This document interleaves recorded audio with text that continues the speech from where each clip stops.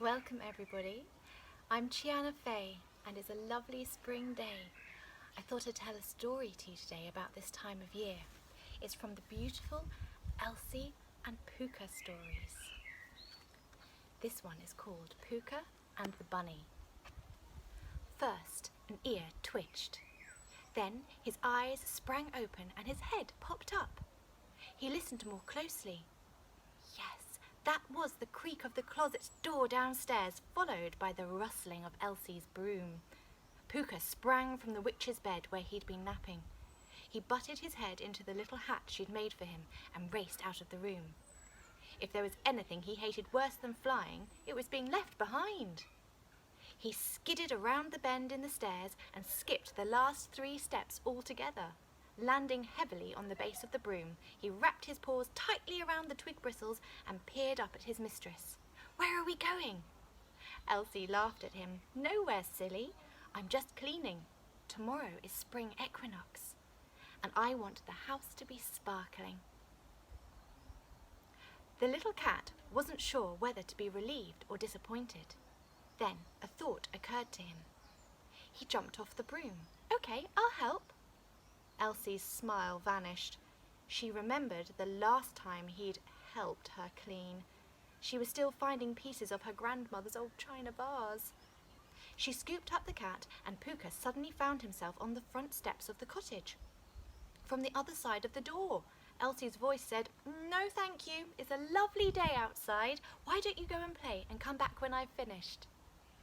He sat there for a moment before realising that the angry whipping motion of his tail was actually cleaning the steps behind him. This made him even madder. "Let her sweep the steps herself," he grumbled. In a fit of a temper, he batted the hat off his head with the paw and watched it roll down the steps. He knew he'd be in trouble if Elsie found it lying there in the dust, but right now Pooka didn't care. He stomped off to check his catnip. Rounding the corner of the cottage towards the herb garden, he spotted a flash of brown moving behind the rosemary bush. As he watched, the brown thing dashed out from the rosemary and then vanished beneath a shrub of lavender. Eyes huge with concentration, Pooka flattened his body to the ground, absolutely motionless. Unless you counted the tip of his tail, he never did.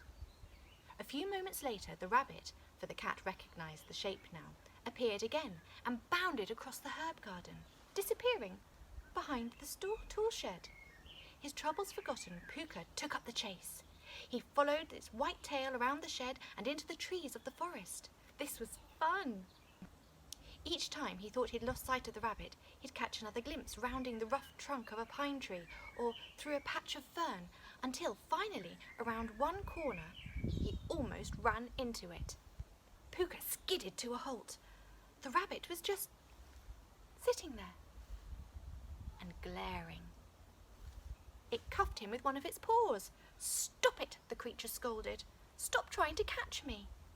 Astonished, Pooka crouched on his haunches.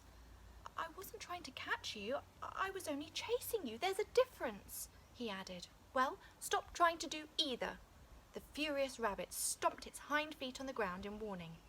Pooka suddenly realised that this particular rabbit was much bigger than he was. "Sorry," he stammered, "but cats chase things that run.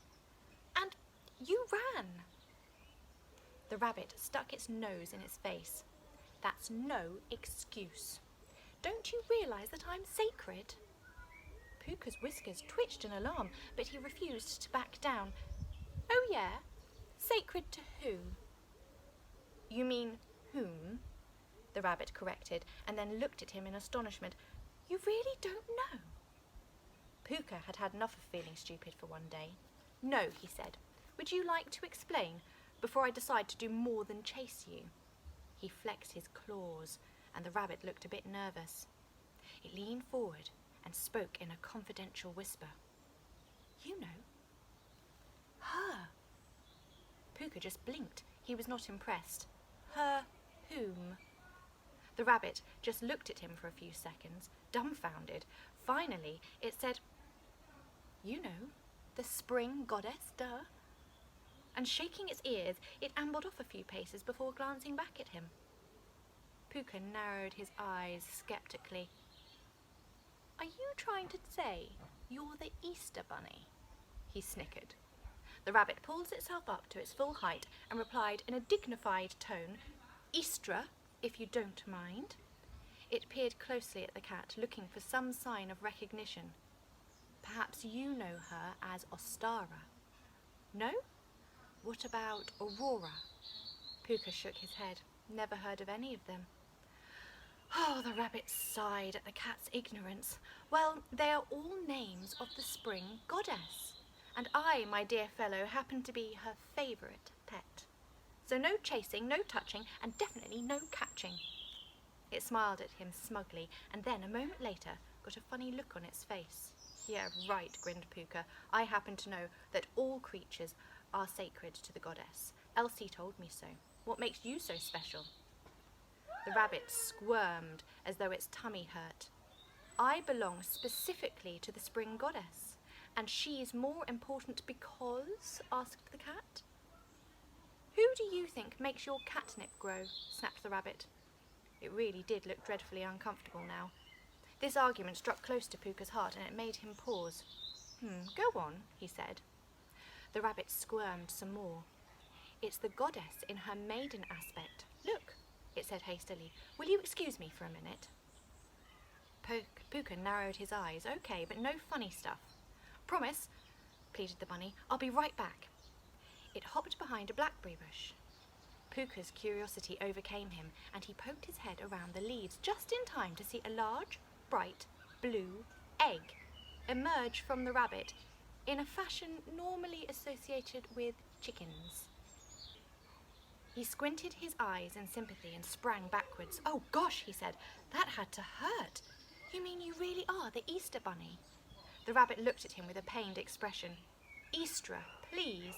And nobody said the job was easy." Pooka was suddenly glad he wasn't Eastra's sacred kitty. As the cat was contemplating his blessings, the rabbit whipped out a little set of paints and brushes and set to busily adorning the egg it had produced. It glanced over at Pooka. "I could use a little help here. Do you know how many of these she wants me to crank out?" Pooka was astonished. Someone was actually asking for his help. He remembered Elsie in her house cleaning. Then the reality of the situation set in. "Cats can't paint," he said, and then added, "Come to think of it, neither can rabbits." "They can't lay eggs either," shrugged the rabbit, "but I do what the boss lady tells me." It gave a resigned sigh. "You mean the goddess?" The rabbit nodded. "Look, I've got a lot of these to do, and I can use all the help I can get. Are you going to just sit there gabbing?" Tentatively, Pooka dipped a paw in one of the jars of paint. He dabbed his paw onto the egg. The mark looked like a rosette of little green leaves. "Wow, that's really cool," he grinned. The rabbit hastily painted a pink flower in the centre. The rest of the afternoon was spent in teamwork of this sort. Pooka tried different colours, and some of his paw prints looked like flowers. The rabbit added artistic flourishes. As they worked, the rabbit explained that he'd been doing this job for thousands of years. In the old days, he added, things were a lot simpler. People just wanted red eggs to symbolise the life force, or gold for the sun. Now everyone makes it more complicated. People expect every colour and all these different designs. The animal looked distinctly sorry for itself. "That's okay," Pooka patted the Easter rabbit on the shoulder. "I know, in our village at least, all the parents and kids will help." Cheered, the bunny shook its ears and almost smiled. "I'll leave these in the village square for the kids' annual egg hunt. Anything the children and parents want to add will make her even happier. She loves colours, you know." Thinking about all the hues of spring flowers, Pooka nodded. As twilight stole over the forest, he headed home. Padding into Elsie's sparkling clean cottage, he never noticed the rainbow colour paw prints he left behind. The next year, Pooka sat bright-eyed and watchful by the edge of the garden. His ears swiveled with every sound that emerged from the bushes. His whiskers trembled, and the tip of his tail was twitching in anticipation. It was the eve of the equinox, and he knew that any moment now the spring goddess's sacred hair would appear. Elsie's shadow landed over him. "Pooks, what are you doing?" the witch asked.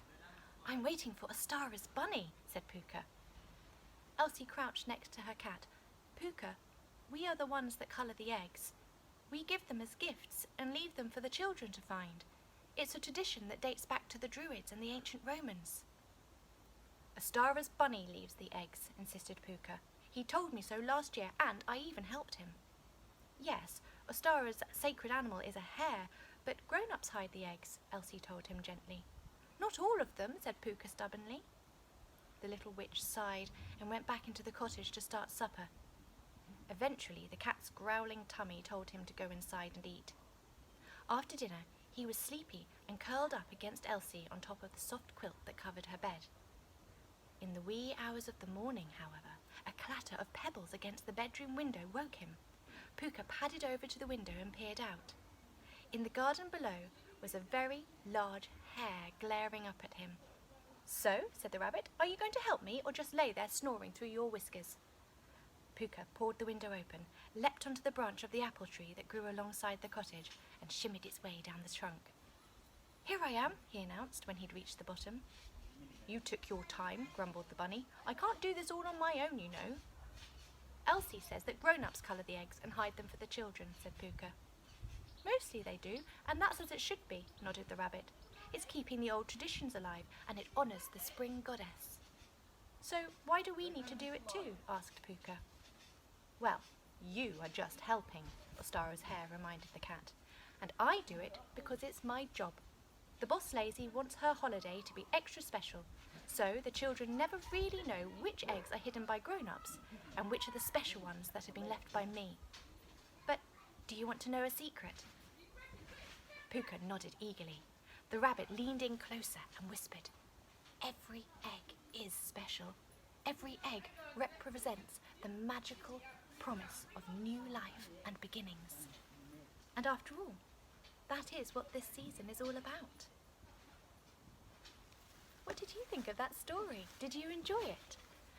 Are you going to be celebrating Easter or Eostre or Ostara? And how are you going to celebrate? I'd love to hear all about your celebrations and see any lovely bright coloured pictures you can draw for me. If you'd like to post them on my Facebook and on my Instagram, that would be so lovely to see. But for now, I will leave you and I will come back again and read some more stories soon. Bye bye.